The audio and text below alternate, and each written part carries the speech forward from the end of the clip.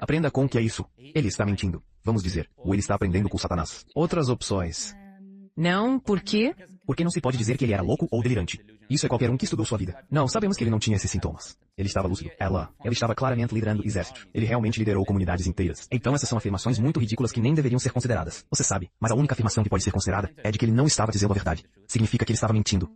Ou ele estava aprendendo isso com Satanás, blá blá blá blá. O que também significa que ele está mentindo de certa forma. Então, a questão é esta, certo? Ou ele foi enganado por Satanás, o que significa que ele não está mentindo, mas ele te deu os ensinamentos. Sim, essa era a minha dúvida. Sim, e se fosse? Sim, certo. Então, primeiro mentir. Por que ele mentiria? Qual é a razão? Por que ele mentiria? Portanto, da perspectiva cristã, eu pensei que era o Satanás, que quer fazer tudo o que pode para desviar as pessoas dele. Não, Satanás. Então, a reivindicação de Satanás é a que estou dizendo que ele está se mentindo sem Satanás agora. Oh, tá bom. Qual poderia ser o motivo dele? Sim.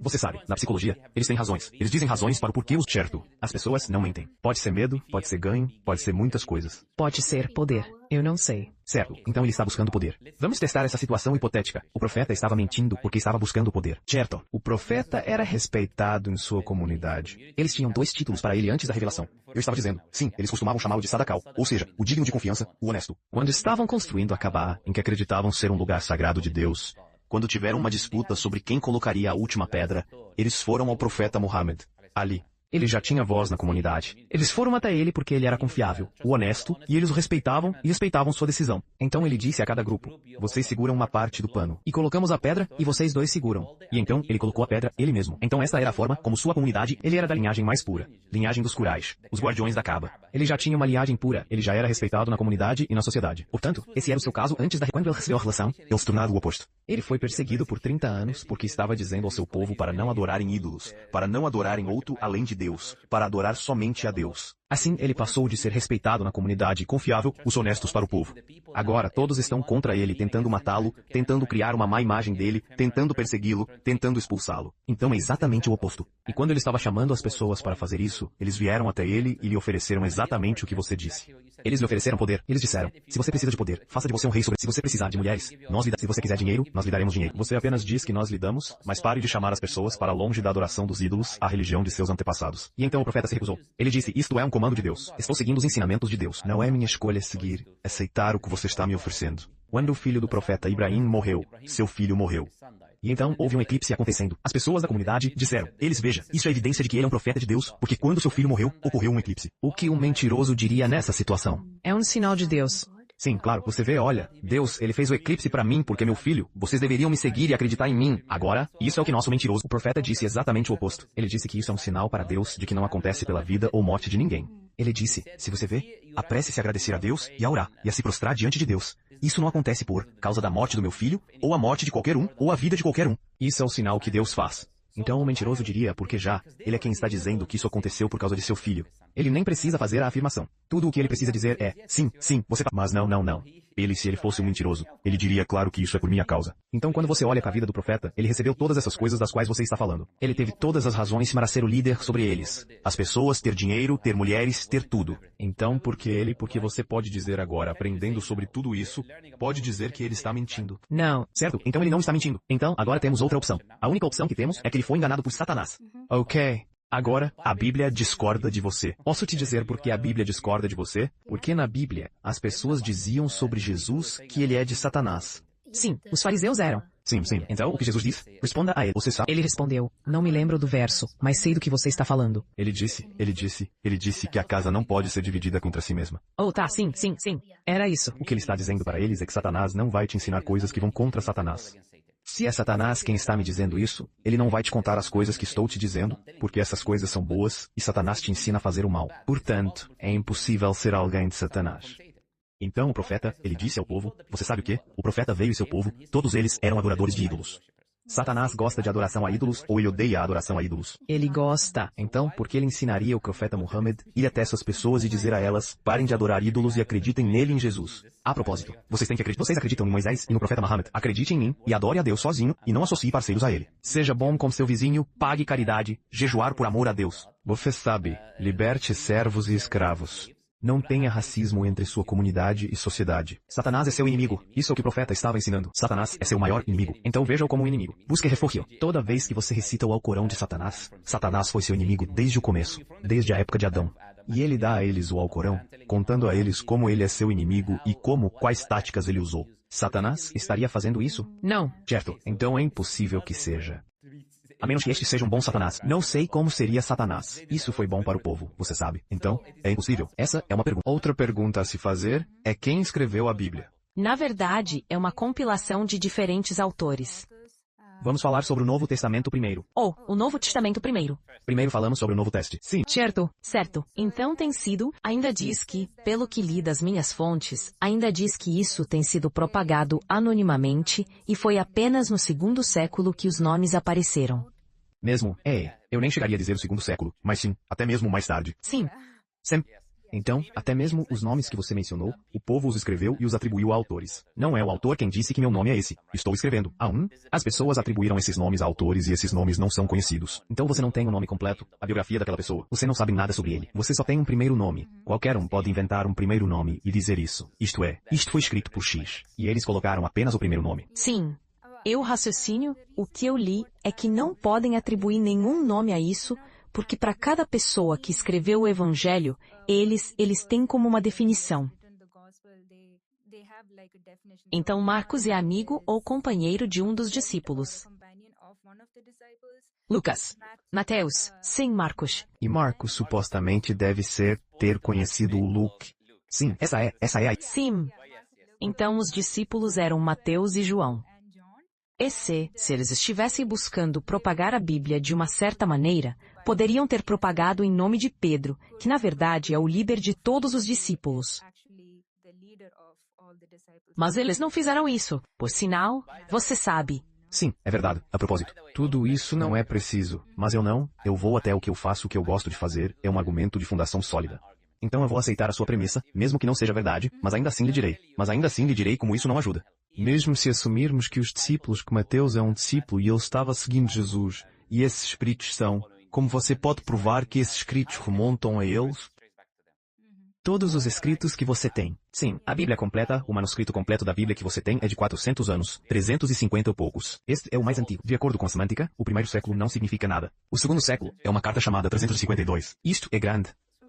Então, se você não tem nada deles, como você pode mostrar que essa informação vem deles quando as escrituras bíblicas afirmarão que há uma cópia de uma cópia, de uma cópia, de uma cópia, de uma cópia, e não sabemos quem está copiando o quê, e o que está sendo copiado, e o que está sendo mudado, e o quê? Então, mesmo que eu assuma que essa informação é sobre os discípulos, como você pode provar que remete a eles?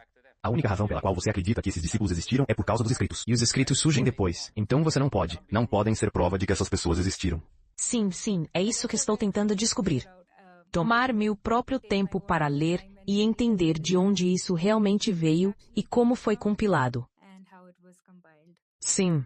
Certo. E veja, a mensagem do Islã é muito simples. Como a mensagem do Islã é muito simples. É que Allah enviou profetas e mensageiros no passado. Jesus, Moisés, Noé, Abraão, Adão, todos esses profetas e mensageiros em que você acredita. E nós acreditamos. Acreditamos em todos os mensageiros de Deus, incluindo o profeta Muhammad, o último e final mensageiro. Todos eles acreditam nele. E que Deus é um só. Não 3 em 1, não 11 em 1, o mesmo Deus em que Abraão acreditava. Era um, não era 3 em 1. O mesmo Deus que Jesus orou. O mesmo Deus que Moisés adorava. Deus, certo? Deus não é 3 em 1. Não é, não tem filhos, não tem pais, não tem avós. Nós somos a criação de Deus. Certo? E Allah, quando ele envia essas mensagens, ele lhes dá escrituras. Como a Torá, certo? Sim. Os Salmos, esses tipos de escrituras. Allah lhes dá as escrituras como orientação para as pessoas, com mandamentos, leis e valores a serem seguidos. Siga. Ok. E o Alcorão é a última e final mensagem que foi enviada ao profeta Maomé, sallallahu alaihi wasallam. E ele afirmou que Jesus era o mensageiro de Deus. Ele afirmou que Moisés era um mensageiro de Deus. Mas ele nos disse que os escritos foram alterados, não estão preservados. E é por isso que vemos que, de repente, sempre foi o monoteísmo. De repente, cristãos, vocês querem fazer uma volta? Eles dizem não, na verdade, há algo chamado 3 em 1. Mas Adão não sabia sobre isso. Abraão não sabia sobre isso. Moisés não sabia sobre isso. Adão deveria ter falado com Deus. Ele não estava dizendo Pai, Filho e Espírito Santo. Certo? Ele não está dizendo que deveria ter encontrado Deus. Certo? Falou com Deus. Então toda essa ideia vem muito depois, 400 anos depois, inventada pela Igreja no Concílio de Nicéia. O Concílio de Constantinopla não existe na Bíblia. Portanto, o Islã está apenas trazendo as pessoas de volta à mesma forma monoteísta de Deus. A segunda coisa é que Allah disse explicitamente que deu esse trabalho às pessoas instruídas, os rabinos e os sacerdotes, como um teste para eles. Então Allah diz no Alcorão que ele deu essa responsabilidade. No capítulo 5, Allah menciona que ele deu a responsabilidade aos Ruban e Ahbar, o povo, pessoas sábias, os sacerdotes e os rabinos para preservar as escrituras. Mas o que eles fizeram foi vendê-las por um preço irrisório. Certo? Eles venderam, eles mudaram as escrituras para poderem obter dinheiro, ouro e prata, etc. Portanto, era dever deles preservar isso, primeiro. E, em segundo lugar, a mensagem nunca foi pretendida como uma mensagem eterna desde o início, pois há um mensageiro que vem depois e um mensageiro final que virá no fim. A razão pela qual o Alcorão deve ser preservado é porque é uma mensagem final até o fim dos tempos. E então, os tempos apenas acreditam. Mas concordamos em uma coisa. Você concorda que o conceito de Tawhid, monoteísmo, é claro no Islã, faz total sentido, não tem nenhum problema. Aquela que eu te dei. Sim, é mais simples. Faz sentido? Sentido perfeito. Acho que está até perfeito em sua descrição. Não é apenas simples, mas não há nada semelhante a Deus. Deus não gera nem é gerado. É independente, autossuficiente e singularmente um. Não mais do que um. Então não é apenas isso. É simples e complexo ao mesmo tempo, certo? E você concorda comigo, certo? O conceito do cristianismo, até agora você não conseguiu demonstrá-lo nas escrituras. Você concordaria comigo sobre a ideia da Trindade e eu gostaria. Você está. Eu tenho vários vídeos no meu canal. Você pode olhar onde eu desafio pregadores cristãos a me mostrar a Trindade, e ninguém conseguiu fazer isso porque ela não está lá. Então, eu recomendaria que você fizesse uma pesquisa. Mas, quando você fizer sua pesquisa, tente encontrar o versículo que diz que são 3 em 1 e que há 3 pessoas em um ser, porque é isso que a Trindade é. No Antigo Testamento, não está mencionado em lugar... Não está no Novo Testamento, John. Não tá nem mesmo no Novo Testamento. E a parte engraçada é que mesmo se você for ao Novo Testamento, não está lá. Acredito que está em João. Não me lembro do capítulo exato. Era como a palavra, o Pai. E o Espírito, e estes 3 são um. Sim, isso. Excelente. O que você está citando é a primeira epístola de João, capítulo 5, verso 7. Sim. Ok. O que você acabou de citar é uma fabricação. Essa fabricação que você citou só existe na versão Almeida? Abra a NVI, a ARC e qualquer outra versão. Você irá para as notas de rodapé e verá que há 3 que testemunham. A água, o Espírito e algo mais. Certo? Então você encontrará um versículo completamente diferente. Então, quando você olhar na nota de rodapé, dirá a você que este verso, os 3 que dão testemunho no céu, o Pai, o Filho e o Espírito, e estes 3 são um. Você verá que está escrito nas notas de rodapé. Esta é uma interpolação que não existe. Até o século XV.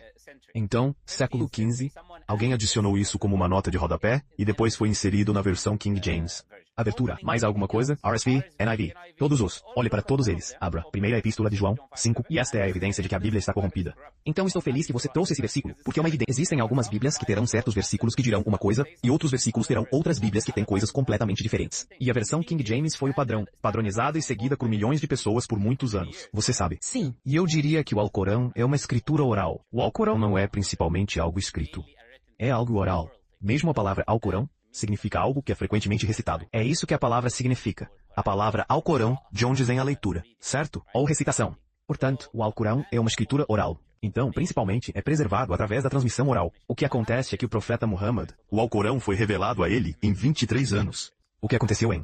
Após cada versículo ser revelado, ou um número de versículos ser revelado, o profeta Muhammad costumava chamar um de seus companheiros, que era chamado de escritores da revelação. E eles costumavam anotar qualquer revelação que fosse enviada em qualquer suporte que tivessem. Eles tinham, certo? Pedras de couro, o que quer que tivessem para escrever.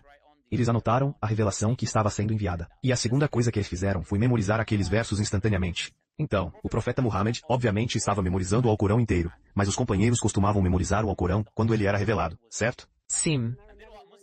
Desculpe, sim, eu lembro de um dos seus vídeos em que você disse algo como, sabe, naquela época, sabe, nossa memória era muito mais forte, então isso era mais possível. Então, eu entendo essa parte. Estou apenas perguntando sobre o tipo de manuscrito mais rico. Então, claro, sobre o que foi escrito, se é couro, você sabe, estou perguntando especificamente sobre aqueles. Sim, existem manuscritos, mas eu estou dizendo, você não concorda? Primeiro vamos entender a premissa, certo? Porque a questão é sobre a preservação do Alcorão.